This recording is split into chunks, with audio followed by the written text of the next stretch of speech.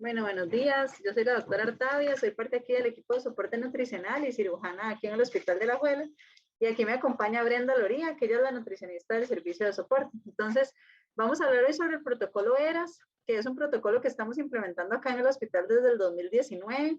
En otros hospitales se realiza desde hace más tiempo. Nosotros empezamos ya hace 2 años y hemos tenido buenos resultados. Entonces, vamos a explicarles un poco qué es el protocolo y por qué lo empezamos a implementar acá en el hospital. Básicamente, el manejo perioperatorio de los pacientes en cirugía ha cambiado mucho en los últimos años. No sé si se acuerdan antes que lo que se hacía era basarse en las experiencias adquiridas de los cirujanos ya un poco más viejos. Si ellos decidían dejar al paciente nada oral por 5 días porque así les iba bien, pues así se hacía, pero sin una evidencia científica. Lo que se esperaba era que los pacientes recuperaran sus funciones fisiológicas y cuando ya esto se lograba, entonces el paciente se le daba dieta, pero ahora esto se ha modificado y lo hacemos para que el paciente se recupere de una mejor manera. Entonces, ¿qué significa ERAS? Como sus siglas en inglés lo dicen, Enhanced Recovery After Surgery. Esto quiere decir una recuperación mejorada luego de la cirugía. O sea, nuestro objetivo es que el paciente quirúrgico se recupere de una mejor manera. Todo empezó a finales de los años 90 en Dinamarca con Kellett, que él propuso ciertas ideas, pero basadas en evidencia científica para que los pacientes se recuperaran más rápido. A esto se le llamó Fast Track. Incluso algunos cirujanos todavía mencionan este tema refiriéndose al ERAS. Esto fue evolucionando en el 2001 en Escocia, en Suecia, se mejoraron las ideas, luego en el 2001 y en el 2004 se creó ya el grupo de estudio ERAS. Posteriormente, en el 2008, en España, se crea el grupo HERM y en el 2010 propiamente ya se forma la ERAS Society, que es ya la que conocemos actualmente, que es una sociedad médica con sede en Suiza. Y ellos empezaron a hacer protocolos de rehabilitación multimodal con las ideas del profesor Kellett, las que les dijimos que se empezaron a desarrollar en los años 90. Entonces, ¿cuáles son estas ideas? ¿O qué es lo que él quería mejorar? Primero, él se refería a que el paciente tenía que estar informado de qué es lo que se le iba a hacer, ¿verdad? No ese paciente que ingresa al hospital y cuando sale no sabe ni qué tenía ni qué se le hizo. Entonces, informar al paciente y permitir que se involucre en su tratamiento. Otra de las ideas de él era suministrar nutrición para evitar el ayuno prequirúrgico. Recordemos que antes el paciente duraba nada vía oral antes de la cirugía hasta más de 10 horas. Lo otro era estandarizar la anestesia y la monitorización de fluidos, usar preferiblemente cirugía mínimamente invasiva, que ahora lo realizamos con la cirugía laparoscópica, y promover la movilización precoz, o sea, que el mismo día de la cirugía el paciente ya deambule, ya esté por lo menos sentado en una silla. Estas eran las ideas iniciales que fueron evolucionando. Entonces, ¿qué es el ERAS o qué es lo que nosotros hablamos cuando decimos protocolo ERAS? Son ciertas estrategias, tanto preoperatorias, intraoperatorias y posoperatorias, basadas en evidencia científica, que su objetivo es reducir el estrés metabólico que lo causa la cirugía para facilitar una recuperación más adecuada para el paciente. Con esto hemos visto que se disminuye la morbilidad, la mortalidad, la estancia hospitalaria y los costos. Son estrategias tanto de anestesia, de cirugía, de nutrición, de enfermería y de terapia física. ¿Por qué es necesario? Porque la cirugía es un trauma. En realidad, a pesar de que sea una cirugía electiva y con mucha más razón, una cirugía de emergencia siempre va a ser un trauma para el paciente. Le estamos dando un estrés metabólico y como consecuencia el paciente va a hacer una resistencia a la insulina postoperatoria, lo cual va a hacer que pueda evolucionar de una manera inadecuada. Entonces, como vimos, la cirugía, vamos a decir que es un trauma para el paciente, que esto nos va a dar esta respuesta metabólica al estrés, mediada por el sistema nervioso simpático y parasimpático, y el paciente va a tener un montón de consecuencias que nosotros no quisiéramos, como por ejemplo, va a modificarse su tono cardiovascular, su patrón respiratorio, va a tener una disfunción gastrointestinal, depresión del sistema inmune, catabolismo proteico y la resistencia a la insulina que hablamos. Entonces, todo esto definitivamente se produce por una cirugía. Aunque nosotros no queramos, es algo que el cuerpo lo hace automáticamente. Con el ERA lo que nosotros tratamos es de evitar esta resistencia a la insulina que el paciente va a desarrollar. Y estos protocolos lo que hacen es modular esta condición. ¿Qué es lo que la resistencia a la insulina nos va a producir? ¿O qué es lo que hace que la resistencia sea aún mayor? Un ayuno prolongado, más de 16 horas. Esto empeora la hiperglicemia postquirúrgica y hace que el paciente no evolucione bien. Entonces, en este esquema tenemos más o menos para que ustedes vean la fisiopatología, qué es lo que sucede, ¿verdad? Va a disminuir la respuesta endocrina, la respuesta inflamatoria, va a hacer que el paciente evolucione peor. Entonces, con ciertas estrategias que vamos a ver más adelante, hacemos que el paciente tenga una homeostasis mejor y se recupere de una mejor manera. Entonces, en esta gráfica vemos qué sucede con un paciente. En la línea celeste tenemos un paciente normal que es sometido a cirugía. La estrella es la cirugía. El paciente inmediatamente baja su capacidad funcional y recuperarse en el posoperatorio es todavía más difícil para él. Pero si un paciente en la línea amarilla lo prehabilitamos con el protocolo ERAS, con las estrategias que vamos a ver ahorita, cuando llega a la cirugía, sabemos que su capacidad va a disminuir, pero va a poder recuperarse de una mejor manera, porque hicimos esta prehabilitación antes de la cirugía. Entonces, las estrategias son en 3 periodos, como lo vimos ahorita, en el preoperatorio, en el transoperatorio y en el postoperatorio. Generalmente cuando aquí en el hospital hablamos del protocolo ERAS, todo el mundo le llega a la mente nada más la parte nutricional, que es como la parte que nosotros hemos hecho más énfasis, pero en realidad el protocolo ERAS incluye todo esto que lo vamos a ver a continuación. En el preoperatorio, lo primero es una asesoría preadmisión. Eso quiere decir que el paciente, antes de estar en el hospital internado, se le explique qué se le va a hacer, que eso más que todo es por el médico tratante, se le explique qué se le va a hacer, cuál es su diagnóstico, más o menos cuántos días va a estar internado, si el paciente fuma, que deje de fumar 4 semanas antes de la cirugía, si va a ser sometido a una cirugía bariátrica, que tenga un límite de índice de masa corporal, para que la cirugía salga de la mejor manera, que si es diabético tenga una hemoglobina glicosilada menor a 7.5 y como dice acá, resolver todas las dudas del paciente. Por otro lado, evitar los ayunos prolongados. Como dijimos, ya el paciente no dura 10 horas o 12 horas sin comer antes de la cirugía, sino que cuando se trata de sólidos tiene un ayuno de 6 horas y cuando se trata de líquidos un ayuno de 2 horas. Esto no aumenta el riesgo de broncoaspiración como se creía antes y ya está probado por diferentes sociedades de anestesiología a nivel mundial, en donde se sabe que un paciente puede comer sólidos 6 horas antes y no va a tener riesgo durante la cirugía. ¿Cuáles son las consecuencias del ayuno de esos pacientes que antes se dejaban 12 o 16 horas sin comer? Van a tener aumento de esta resistencia a la insulina, van a tener un catabolismo de glucógeno, catabolismo de lípidos, de proteínas, un balance negativo de nitrógeno, fatiga, ansiedad y por ende se van a recuperar de una peor manera. Lo tercero que vamos a hacer en el preoperatorio es darle una carga de carbohidratos, que también lo veremos más adelante. Al paciente le vamos a dar antes de la cirugía una carga de maltodextrina, que son carbohidratos, y esto va a hacer que el paciente disminuya la resistencia a la insulina, tenga menos catabolismo muscular y las intolerancias gastrointestinales que se dan en el posoperatorio sean menores.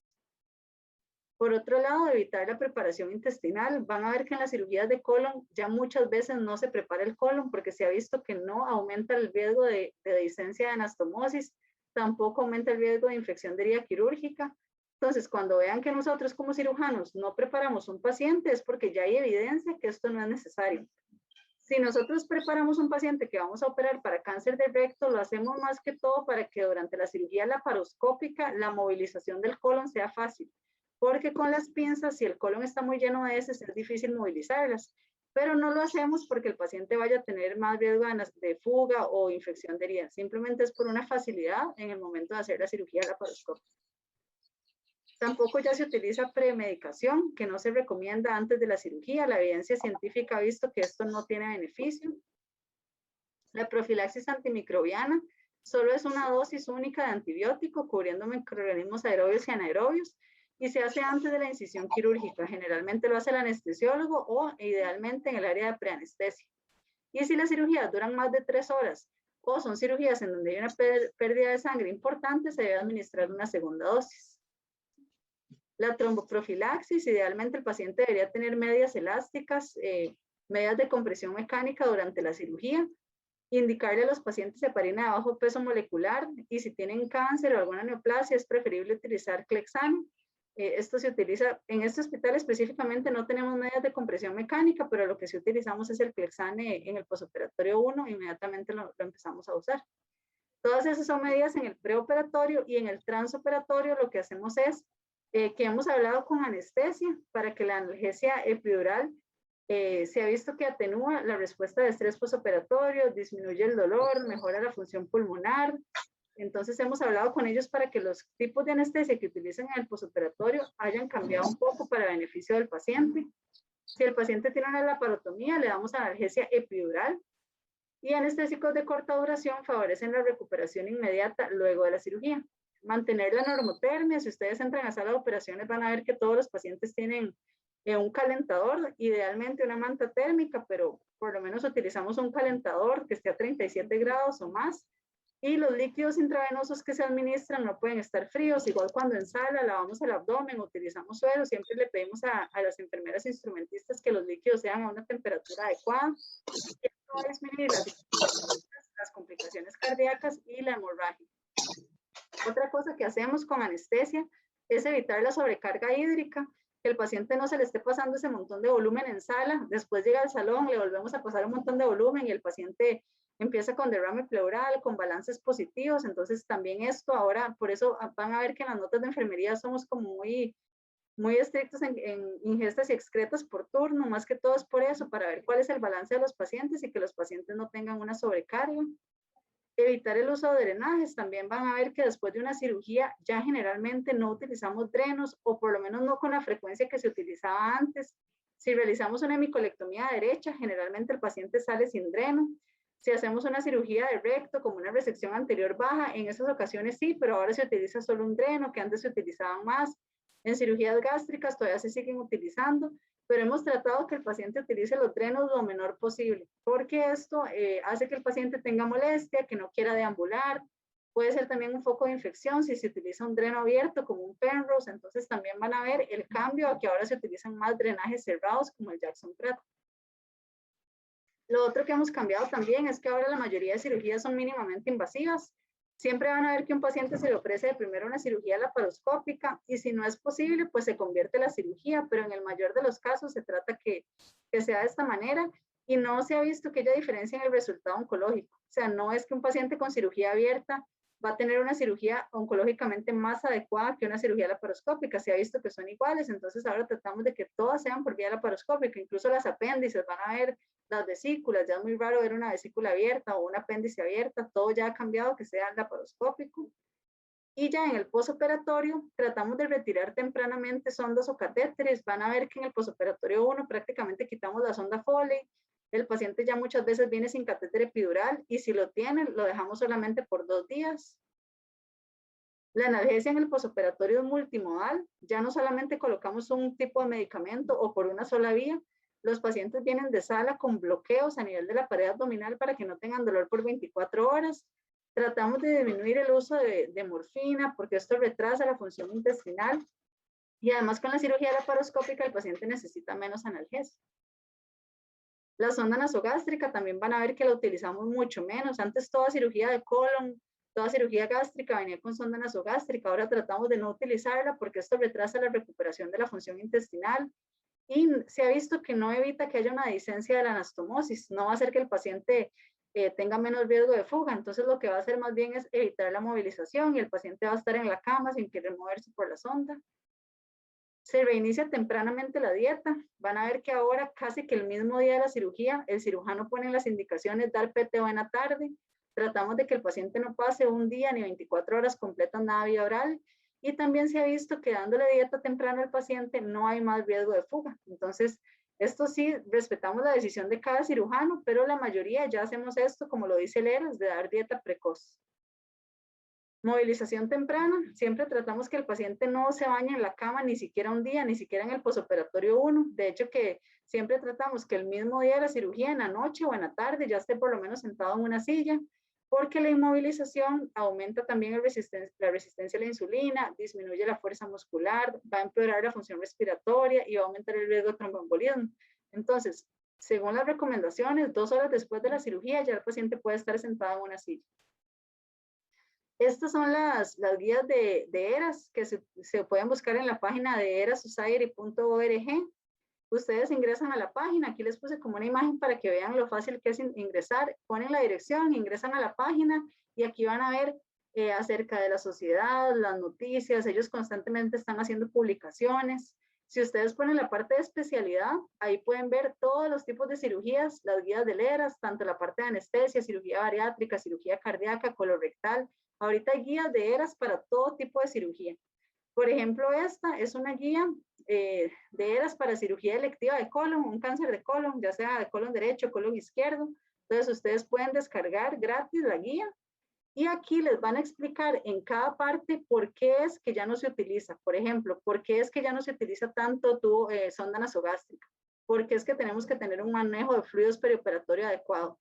Porque es que tenemos que prevenir la hipotermia. O sea, le ponen cuál es la indicación y por qué. El por qué de eso con la evidencia científica.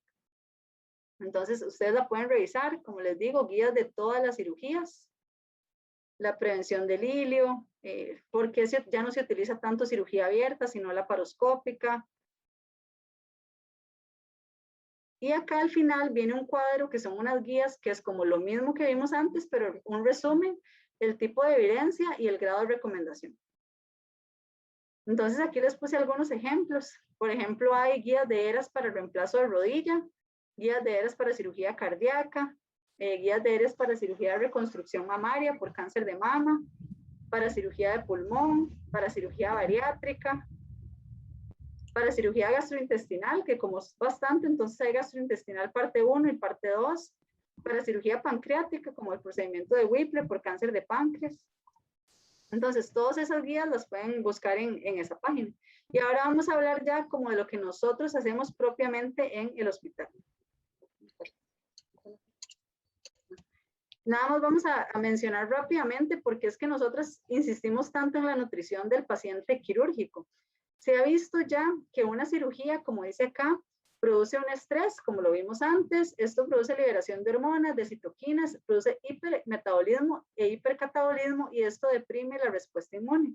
Por lo tanto, el paciente está más susceptible a infecciones, va a cicatrizar de manera inadecuada. Son esos pacientes que ustedes ven que tienen fuga de anastomosis, que hay que llevarlos a sala, que hacerles colostomía, abdomen abierto, múltiples cirugías. Todo esto es producto de la desnutrición y de la cirugía. Entonces, muchas veces el paciente ingresa en un fallo multiorgánico en donde aumenta la morbimortalidad. Se ha visto que los pacientes que ingresan a una cirugía gastrointestinal, 2 de cada 3 están malnutridos en el momento de la cirugía, o sea, antes, desde que están en su casa. Que solo 1 de cada 5 pacientes que van a ser sometidos a una cirugía les dan alguna intervención nutricional preoperatoria. O sea, que en realidad casi ningún paciente es nutrido antes de la cirugía. Que un paciente malnutrido tiene 3 veces más riesgo de tener complicaciones y 5 veces más riesgo de morir en la cirugía. Que por cada $1 que nosotros utilizamos nutriendo a un paciente, nos va a ahorrar hasta $52 en un costo en el hospital. Que solo 1 de cada 5 hospitales tienen programas de nutrición para hacer un screening o un tamizaje en los pacientes y ver cuáles pacientes están bien nutridos. Y que 3 de cada 4 cirujanos creen que la nutrición preoperatoria va a ayudar a la recuperación del paciente. Entonces, ya se han hecho múltiples estudios en donde sabemos paciente malnutrido, paciente que se va a complicar. Por eso es que hacemos tanto énfasis en que el paciente antes de la cirugía se nutra. Si un paciente nos ingresa hoy con un cáncer gástrico, no es necesario operarlo mañana. Preferimos nutrirlo para que el paciente sea operado en las mejores condiciones y no que vayamos a tener una fuga y que el paciente va a evolucionar de manera inadecuada. Entonces, como vimos antes, las 3 cosas más importantes o las 3 piedras angulares del protocolo ERAS son la cirugía mínimamente invasiva, la analgesia multimodal y las intervenciones nutricionales, que como les digo, esto es lo que normalmente cuando hablamos de ERAS, normalmente pensamos en eso. Y ahora sí vamos a explicarles qué fue lo que nosotros como equipo de soporte empezamos desde el 2019 aquí en el hospital. Buenos días. Como dice la doctora, nosotros como equipo llevamos el manejo del protocolo ERAS ya desde el 2019 acá. Muchos podrán estar familiarizados con él. Hicimos un protocolo a lo interno del hospital. Para el que tenga gusto de leerlo, nosotros lo tenemos. ¿Cuál es la población meta? Pacientes candidatos a cualquier cirugía electiva mayor o del tracto gastrointestinal que tengan habilitado el tracto digestivo, así como pacientes también de cirugía de tórax. Como la doctora explicó, hay ERAS a nivel mundial para cualquier tipo de cirugía. Nosotros acá en el hospital solo por el momento estamos acogiendo esa población meta, ya que son bastantes. Entran a ir todas las cirugías gástricas, colon, recto, páncreas, tórax. simplemente no serán incluidos los pacientes que entran por cirugía de emergencia, ¿verdad? Porque ya no los podemos captar. ¿Qué hacemos como grupo? Bueno, inicialmente cuando ya tenemos el paciente, le hacemos una valoración inicial que incluye peso, talla, IMC y un CONUT. Se le hace una herramienta de tamizaje que se le llama MST, donde al paciente se le hacen unas preguntas muy sencillas. En realidad la herramienta es muy sencilla, cualquiera la podría realizar. Son 3 preguntas sobre la pérdida de peso y si ha perdido el apetito, y de acuerdo a un puntaje se puede ver qué tan en riesgo está el paciente, y esta se anexa al expediente de evaluación para el manejo perioperatorio al día del egreso. Esta es la herramienta, realmente es muy sencilla, son 3 preguntas y tiene un puntaje donde podemos ver si el paciente, podemos valorar también qué tanto ha perdido peso y lo de la pérdida de apetito, que es muy importante. Este es un instrumento de evaluación de manejo perioperatorio donde se hacen ciertas preguntas y se lleva un control.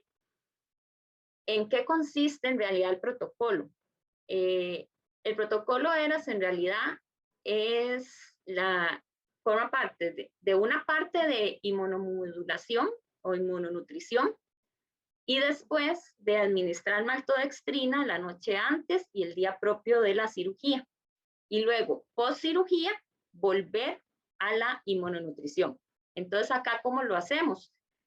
Se le administra la fórmula enteral Immunex, que es una fórmula especializada, idealmente de 5 a 7 días previo a la cirugía, y después de la cirugía, apenas el paciente otra vez tenga la tolerancia oral y se le empiece a dar desde los líquidos, ya se le tiene que volver a indicar el Immunex. Esta fórmula se da 2 tomas al día en 250 cc. Ustedes verán que nosotros acá ideamos, les ponemos un papelito en cada cama donde está bien claro que el paciente está con el protocolo ERAS, que tiene indicado el Immunex, las horas, que por lo general se indica a las 9 de la mañana y a las 7 de la noche, y la maltodextrina, que ya lo vamos a ver, que se indica a las 5 de la mañana y a las 9 de la noche. Esto, ¿por qué dar el Immunex? Como es una fórmula inmunomoduladora, tiene arginina, tiene glutamina, tiene omega 3, es hipercalórica. Entonces, todo esto nos ayuda a mejorar la respuesta inmune del paciente, aumentar la síntesis proteica, mantener la función del tracto digestivo, disminuir la inflamación y el estrés oxidativo. Como dice la doctora, muchos de estos pacientes ya están desnutridos, ya vienen desnutridos desde su casa. Entonces, estos días previos, nosotros tratamos por lo menos, aparte de la dieta hospitalaria, poderle dar este soporte nutricional por medio de esta fórmula. Este es el Immunex para los que no lo conocen. Esta es su presentación, así se encuentra en el mercado. Y nosotros le damos un sobrecito en 2 tomas al día. Previamente, precisamente lo que es la carga de carbohidratos con la maltodextrina que les comentaba, es lo que es en sí el propio protocolo. Esto cómo se aplica es el ayuno de hasta 6 horas para alimentos sólidos y de 2 horas inclusive para alimentos líquidos. ¿Qué hacemos nosotros? Le administramos esta maltodextrina la noche antes de la cirugía, a las 9 de la noche más o menos, y el día propio de la cirugía a las 5 de la mañana o 2 horas antes, idealmente, pero como a veces no podemos tener una hora exacta en que va a ser la cirugía, puede haber un atraso, entonces lo pusimos como fijo a las 5 de la mañana. ¿Cómo se hace? La noche anterior se le administran 50 gramos de maltodextrina en 400 mililitros de agua. Esto viene por parte de nutrición en un picherito. Esto es como ver agua, sabe como agua con azúcar, porque la maltodextrina es un carbohidrato y es dulce. Y 200 mililitros 2 horas antes de la cirugía, que equivale a unos 25 gramos de maltodextrina. Esto es lo que nos indica el protocolo como que se debe hacer de esta manera. Entonces, como les decía, se administra a las 9 de la noche el día antes y a las 5 de la mañana el propio día de la cirugía. Este es un tipo de maltodextrina, es una marca, existen otras marcas Pero ahorita en el hospital, bueno, usábamos esta marca, ahora cambió el expediente, tenemos otra, pero es exactamente la misma maltodextrina. Este es otro producto que se encuentra en el mercado también, que se utiliza y se hizo específicamente para el protocolo ERAS. Nosotros no lo manejamos acá en el hospital, pero sí en el mercado se puede encontrar. Es más sencillo de utilizar porque se usan 2 sobres la noche antes y 1 sobre el propio día. Entonces es como más fácil para indicarlo, que el paciente inclusive se lo pueda hacer, pero es simplemente como para que lo conozcan, que está hecho específicamente para el protocolo ERAS. Después de la operación, como decía la doctora, lo ideal es iniciar con una dieta líquida, ojalá el mismo día, no dejar otra vez, tras que el paciente estuvo nada bioral horas antes, dejarlo después de la cirugía varios días, lograr esa alimentación sólida, ojalá en las primeras 24 horas posterior a la cirugía, valorando siempre la tolerancia y para disminuir el hilio postquirúrgico y promover la actividad del tracto gastrointestinal. Y junto con la dieta, volver a indicar o solicitar el Immunex, la nutrición en este caso, para que otra vez el paciente se empiece a suplementar con el Immunex. Dentro de las conclusiones, es importante saber que la cirugía produce un estrés metabólico ya por sí solo en el paciente, que desencadena ciertas reacciones y esto retrasa la recuperación de todos los pacientes. 2 de cada 3 pacientes que son sometidos a una cirugía mayor están desnutridos ya antes de la cirugía. La desnutrición perioperatoria es un conocido predictor de malos resultados posoperatorios. Aplicando este protocolo ERAS, lo que se logra es acelerar la recuperación del paciente y disminuir su estancia hospitalaria también. Este protocolo disminuye la estancia hospitalaria en un 30% y las complicaciones posoperatorias hasta en un 50%. ¿Cómo se aplica? Esto es como una pequeña recordatorio a ustedes de enfermería. Aparte que nosotros les tenemos el papelito identificado a cada paciente en su cama para que sepan que es de protocolo ERAS. Es importante recordar que el día antes la maltodextrina se solicita directamente en nutrición. Ellos, los chicos de nutrición, ya saben que cuando los mandan a pedir, ellos abajo igual llevan un control de qué pacientes son los que están con el protocolo, solo que para nosotros es muy difícil saber qué día es que los van a operar. Entonces, sí recordar que por favor la manden a solicitar a las 9 de la noche, el día antes, y el propio día a las 5 de la mañana, también solicitarla en nutrición para que nosotros se la podamos preparar y que el paciente no se vaya a sala o quede como incompleto el protocolo. Es muy importante que recordar eso. Sin más por el momento, muchas gracias por su atención. No sé si tendrán alguna pregunta. Aquí con nosotros también está Isabel, que es la enfermera de soporte, y ella es la que generalmente le da la educación a los pacientes junto con Brenda.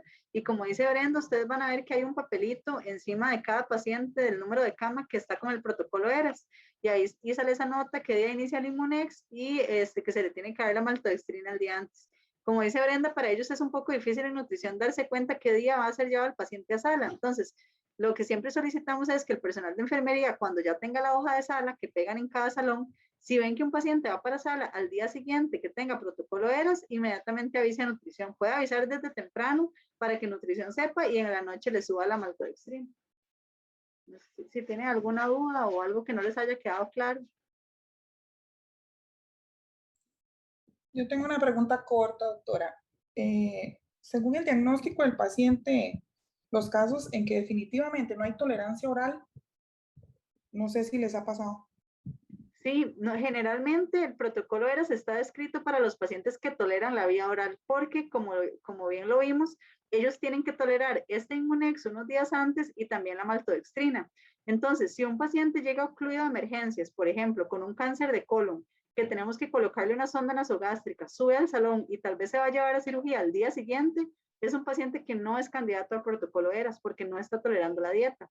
O un paciente que ingresa con un cáncer gástrico con un síndrome pilórico, tiene una neoplasia en antro, por ejemplo, obstructiva, que el paciente nos dice que en la casa no come nada, este paciente tampoco es candidato a protocolo ERAS porque no tolera la dieta. Generalmente son estos pacientes los que no son candidatos, los que no toleran la dieta, pero si es un paciente electivo, sí. Ahora lo que estamos haciendo también es darle protocolo ERAS a las reconexiones, pacientes que vienen con colostomía, que vienen para reconexión, son pacientes que van a ser sometidos a una cirugía mayor, a pesar de que no se les va a resecar el colon porque solamente se va a hacer una anastomosis. Ustedes saben que las cirugías de reconexión son cirugías difíciles y que muchas veces el paciente viene con una colostomía, se reconecta y lamentablemente se fuga y sale otra vez con colostomía. Entonces a estos pacientes también les estamos dando el protocolo ERAS y generalmente lo toleran bien porque ellos vienen de su casa comiendo normal. Los de cirugía de tórax, también si son pacientes que están en UCI o que están con ventilación mecánica, pues esto no se les puede dar. Son solamente pacientes electivos que puedan tolerar adecuadamente la maltodextrina y el Immunex. Entonces, nosotros lo que hacemos es que le pedimos al médico que nos mande interconsulta. Igual como yo soy cirujana, yo siempre paso visita en cirugía, entonces yo también trato de captarlos, pero si por alguna razón no estoy, mandamos interconsulta, ellos van y lo valoran y si el paciente tolera dieta, pues se le inicia. Si no tolerara dieta, se pone una nota que el paciente no es candidato. Casi que todos los que envían interconsulta son electivos, entonces sí han tolerado adecuadamente. Ajá, muchas gracias.